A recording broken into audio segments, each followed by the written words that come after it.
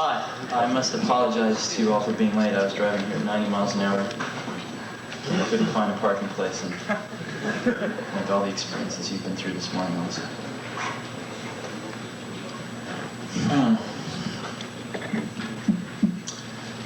Had a photographer from Scientific American that wanted to take some pictures in the last few days.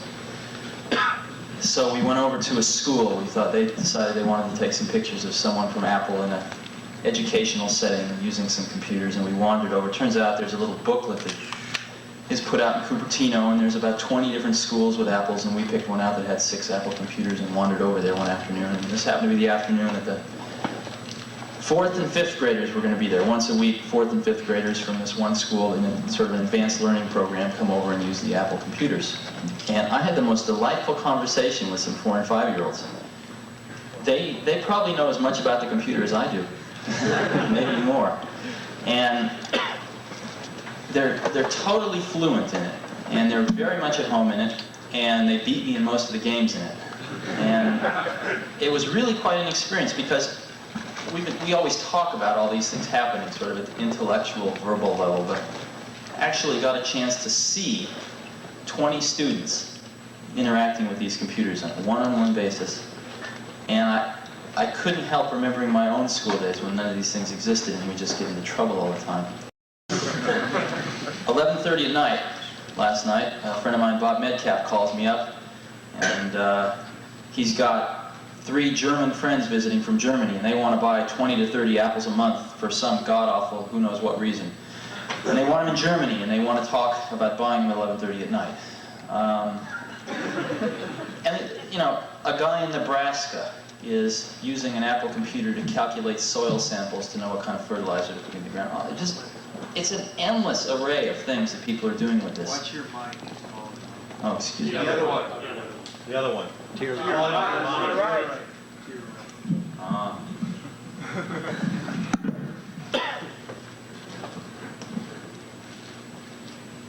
We had absolutely no idea what people were going to do with these things when we started out. Matter of fact, the 2 people it was designed for was Woz and myself, because we couldn't afford to buy a computer kit on the market. So we liberated some parts from Hewlett-Packard and Atari, and worked on the design for about 6 months and decided that we would build our own computer. So we built one, and Woz was up till 4 in the morning for many moons, and we got it working. We showed some of our friends. Immediately, everybody wanted one. And it turned out that it took about 40 hours to build one of these things, and about another 20, 30, 40 to debug it. And we had a lot of friends that worked at similar companies who could liberate the parts also. And we found ourselves spending every spare moment of our time helping our friends to build computers. And it was just getting to be a tremendous drain on our lives. So we got the idea one day that we could make a printed circuit board without the parts in it, and sell these blank printed circuit boards to our friends, and probably cut the assembly and debug time down to, 5, 10 hours. So Woz sold his HP 6 calculator, and I sold my van, and we got $1,300 together, and we paid our friend of ours, who was this PC board layout person, $1,300 to do us a layout, and decided we'd sell printed circuit boards at twice what it cost to build them, and hopefully recoup our calculator and transportation at some later date. So that's what we did, and I was out trying to peddle PC boards one day and walked into a bite shop, the first bite shop in Mountain View, and Paul Terrell, the then owner of the bite shop, said he would like to take 50 of these computers. And I saw dollar signs in front of my eyes. But he had one catch, which was that he wanted them fully assembled and tested, ready to go, which is a new twist. So we spent the next 5 days on the phone to distributors and convinced the electronics parts distributors around here to give us about $10,000 worth of parts on thin air, just on enthusiasm. So we got the parts, and we built 100 computers, and we sold 50 of them for cash, and in 29 days paid off the distributors. And that's how we got started. So we had 50 computers left over. Well, that meant we had to sell them. So then we started worrying about marketing, worrying about distribution, got on the phone to the other computer stores around the country. And gradually the whole thing began to build momentum.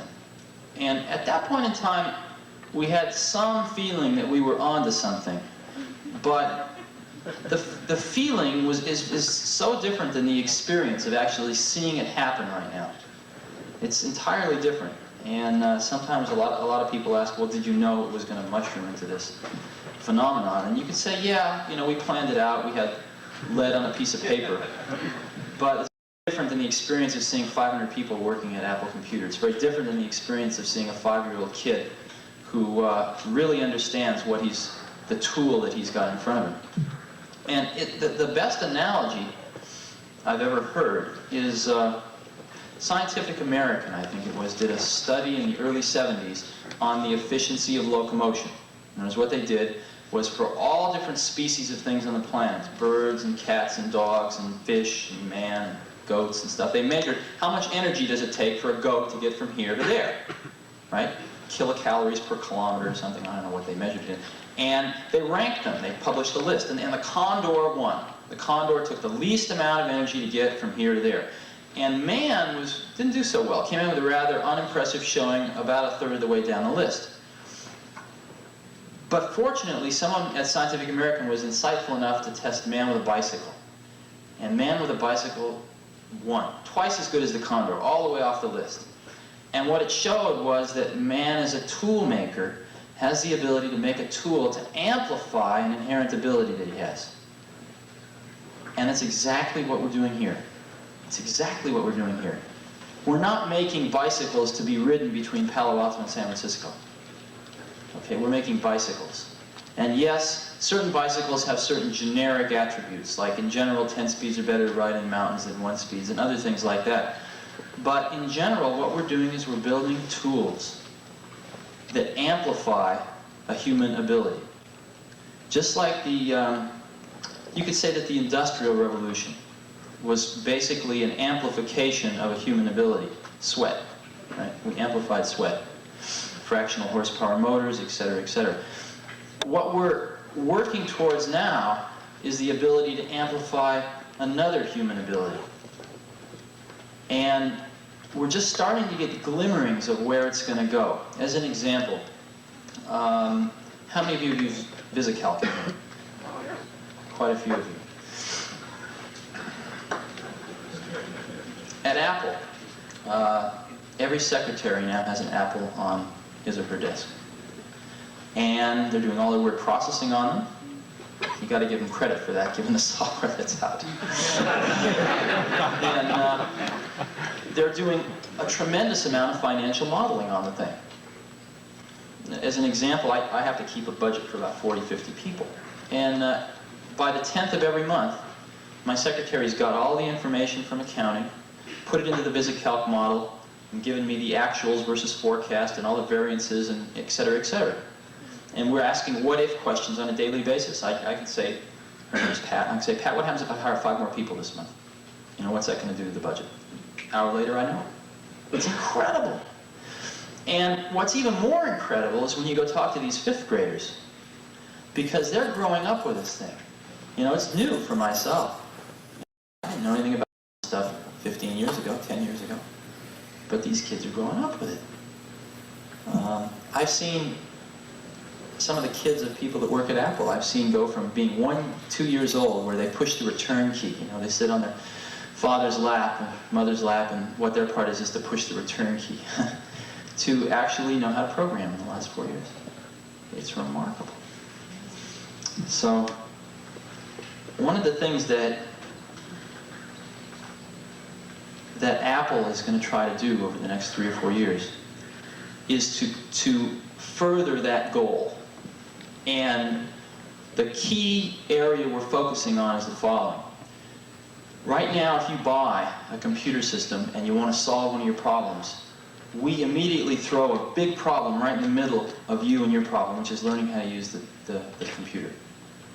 Right? Substantial problem to overcome. Once you overcome that, it's a phenomenal tool.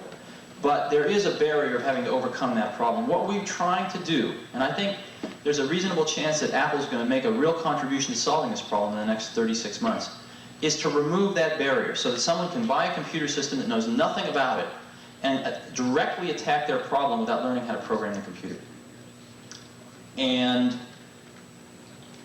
the reason I think that Apple's got a chance of solving that problem versus a lot of other computer companies that we all know of that are much, much larger than we are now, although we're catching up, is that our whole company, our whole philosophical base, is founded on one principle. And that one principle is that there's something very special and very historically different that takes place when you have one computer and one person. Very different than if you have 10 people in one computer. And let's look at some of the things that our industry has, or our segment of the computer industry has contributed to the computer industry because of that underlying philosophical concept. In general, we were in retail distribution channels 3-4 years before the rest of the computer industry is now waking up to that fact. Why? Because to serve that one-on-one relationship, it was necessary to distribute the products that way. It was necessary to have products priced so that a person one-on-one could afford the computer system, and therefore it was necessary to distribute them through a relatively lower cost distribution channel rather than direct sales force. Interactive software, interactive video, a computer system that can be sold for a few $1,000s that can actually do some animation, that actually has the video that's so tightly coupled to the rest of the computer that you can do real-time. We've got a DEC 1170 at Apple where the terminals communicate with the 1170 at 9,600 bits per second. That can't do anything like VisiCalc can. Okay? This is a $300,000 computer system. And yet my secretary keeps the budgets on an Apple. It's far superior. So, and again, that comes from that one-on-one interaction. And that perspective is what gives us the feeling that we have an opportunity to really contribute to solving that problem. And that's where Apple's going. Now, we're very fortunate because the timing seems to be falling into place. In other words, as we move into the 80s, the amount of computational power, the amount of raw horsepower we can get into a small box for a reasonable price is staggering. Even in the last 3 years, since 4 years since we started, it's increased a few orders of magnitude. And one of the things that people always ask me is, what we've got right now is just fine. VisiCalc runs fast enough. Some of the database stuff runs fast enough. What are we going to do with this extra awesome power? And the answer to that is that we're going to put it into into solving that problem again. In other words, we're going to start chewing up power specifically to help that one-on-one interaction go smoother. And specifically not to actually do the number crunching and the database management and the word processing or whatever. We're actually going to start applying a lot of that power specifically to help us remove that barrier. And so, assuming that we don't get into World War III, and assuming that we're able to continue to recruit outstanding people, it looks like the timing's just right for that to occur. So hopefully, when we have our International Apple Corps meeting, the third, fourth one from now, we'll all be able to talk about how we've solved that problem, because I really think it's going to happen.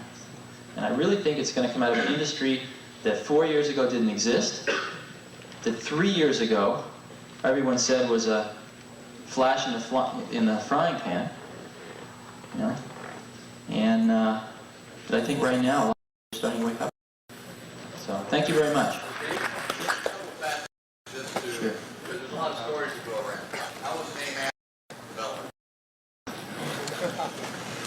Yeah, I knew I wouldn't get away with answering that. To start a company, you have to file what's called a fictitious business name statement. And what that is, the purpose of that statement, which you file with the government, is to simply tell everyone if Apple Computer goes out of business or anything having to do with Apple Computer, these are the individuals behind the corporate name. And as we were late in government form, and not knowing it, we thought that was important, so we figured it out. And everyone was saying names to us like Matrix Electronics or all sorts of different names. And we simply decided that we were going to call it Apple Computer. Someone suggested a better name by 5 o'clock that day. And partially because I like apples a lot, and partially things. Like I was the head of Atari in the phone book, and I used to work at Atari.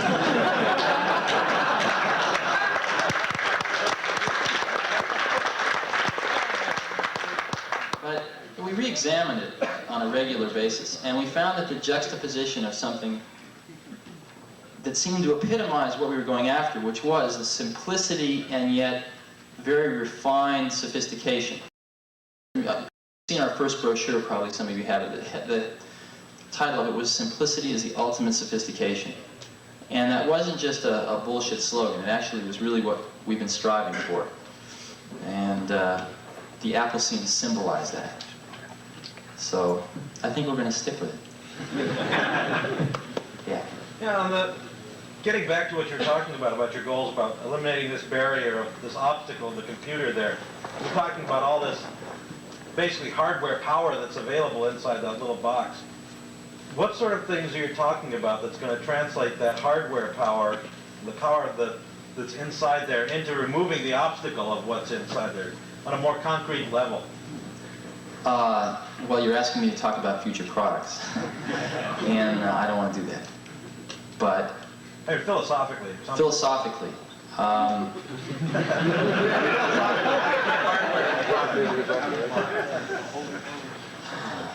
first of all, we've done an awful lot. You know, when we first started out, we didn't know how to spell the word software. And gradually we've learned. We've gone through the standard motions of setting up an internal application software department, which proceeded to fall on its face, picking it up and watching it fall on its face again. Finally, we went through a phase where we decided that what we were selling was solutions, not hardware. And so we realized that software was a big part of the solution, and therefore we better get our software act together. Matter of fact, now we have more people in software engineering than hardware engineering. You know, our engineering department's over half people are devoted to software. And you know, a lot of times we ask ourselves what software is. Matter of fact, notice all these, every other word software, that must give you some clue. But what is software? And I've often thought about this. And what is the difference between software and hardware? And the only thing I can think of is that software is something that either is changing too rapidly, or is you don't exactly know what you want yet, or you didn't have time to get it into hardware, or the technology's not there to get it into hardware yet. That's all I can think of. So, and what I see happening is that more and more software is getting integrated into hardware. Yesterday's software is today's hardware. So, those two things are merging, I think. And the line between hardware and software is going to get finer and finer and finer and finer. And one of the ways that we're approaching the problem of how to remove the barrier is to try to look ahead a few years and make some predictions as to where the technology will be, both hardware and software technology, and how they're going to be merged together, and at the same time looking at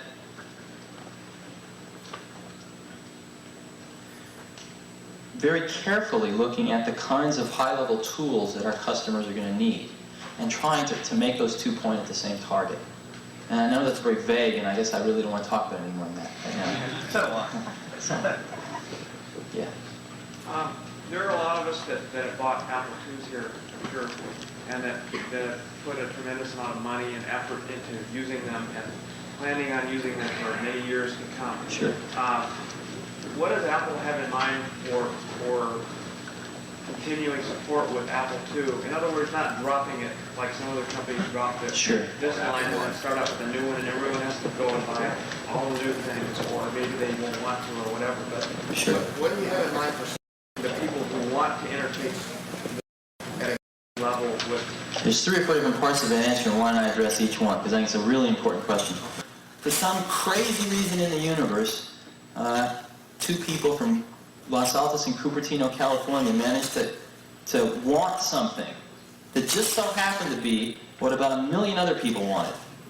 And it seemed to fit the need fairly well. So well, matter of fact, that in the last 2.5 years, nobody else has come close. So, I don't think Apple II is ever going to be obsolete. To answer it in another angle, the second angle, Apple is eventually going to have a broader line of products. Simply because, let's look at automobiles.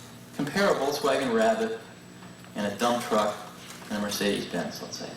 They all have transmissions, they all have engines, four wheels, seats. And they basically all perform the same basic function in transportation. What's the difference? There's a difference in emphasis. There's a difference in emphasis. And I think that that's what we're going to look at doing is potentially broadening the product line with computers with a different emphasis, slightly different emphasis than an Apple II. And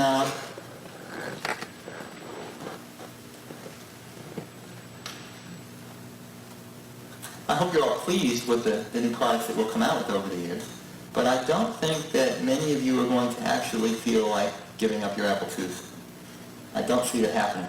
One other thing, I heard a comment up here as you were asking your question. Somebody said, like Apple I, right? And Apple I was an instance where we did obsolete our product. We absolutely did obsolete the product. And what we did was we decided that we were going to take care of the people who bought Apple I's. And the people that contacted us and said, listen, I'd really like to have an Apple II. We worked out an arrangement that I think everyone was very happy with. So we did take care of those people. And I don't think we'll ever be in a situation like that again of obsoleting the product. But right, you can't afford it. About 500 people now. And Apple will do this year is probably somewhere between $150 and $200 million worth of sales. And if you actually divide the sales number by the people, you'll find that we probably have the highest sales dollars per employee that anybody's ever heard of. And the reason is because we've got the most incredible collection of people on the planet, at least the most incredible collection I've ever seen, or most of the other people have ever seen. And they're working very, very hard. And if you actually look at why they're there, why people have come to Apple, why people came originally, it certainly wasn't for the salary. A lot of people came to Apple and took 50% cuts in salary initially. We pay competitive salaries now, but we certainly don't attract people on the basis of salary. We attract people on the basis of an opportunity to work your butt off and get something done right, and see it get out the door without getting all screwed up. And an opportunity to work with professionals that are as good as you are in other disciplines. So what we're going to judge ourselves by, the senior management of the company is going to judge itself by, is can we maintain this atmosphere of tremendous creativity, tremendous productivity, a company where it's just fine to fall on your face as long as you can pick yourself up pretty fast. An environment where we give people enough rope to hang themselves by and hope that they don't. If we can maintain that for the next 10 years and beyond, we'll have been successful. And the rest of the stuff will take care of itself. The rest of the stuff will take care of itself.